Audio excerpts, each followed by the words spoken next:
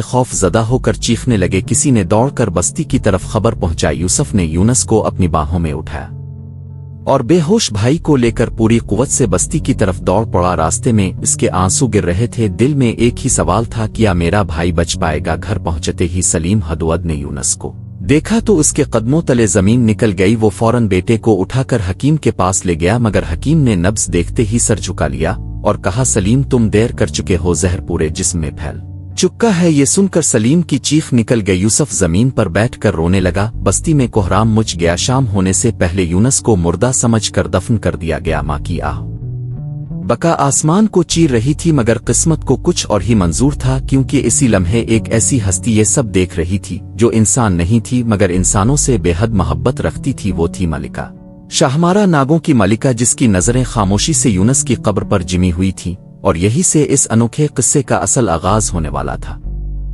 رات گہری ہو چکی تھی، بستی پر خاموشی طاری تھی، لوگ اپنے گھروں میں سو چکے تھے، مگر یونس کی قبر کے پاس ایک عجیب سی جنبش محسوس ہو رہی تھی۔ چاندنی ہلکی ہلکی زمین پر اتر رہی تھی اور اچانک قبر کی مٹی خود بخود ہلنے لگی۔ اسی لمحے ایک سفید نور قبر پر گرا اور مٹی ایک دھماکے کے ساتھ الگ ہو گئی۔ وہاں ملکہ شاہمارا انسانی روپ میں کھڑی تھی، اس کی آنکھوں میں درد بھی تھا اور شفقت بھی۔ اس نے آسمان کی طرف دیکھا اور آہستہ آواز میں کہا، یہ بچہ ابھی اپنی تقدیر پوری نہیں کر سکا۔ پھر وہ قبر میں اتری، یونس کی بے جان لاش کو اٹھایا اور لمحوں میں غائب ہو گئی۔ یونس کو اپنے زیر زمین محل میں لے جایا گیا، جہاں دیواریں قیمتی پتھروں سے جگمگا رہی تھیں، مگر وہاں کوئی خوف نہ تھا، بلکہ عجیب سی ماں جیسی گرمی محسوس ہوتی تھی۔ ملکہ شاہمارا نے یونس کے زخم پر اپنا منہ رکھا اور زہر کو اپنے اندر کھینچ لیا۔ اس کا چہرہ لمحوں کے لیے سیاہ پڑ گیا، مگر اس نے پرواہ نہ کی۔ پھر اس نے ایک خاص شربت یونس کے منہ میں ٹپکایا۔ کچھ دیر بعد یونس کے سینے میں ہلکی سی حرکت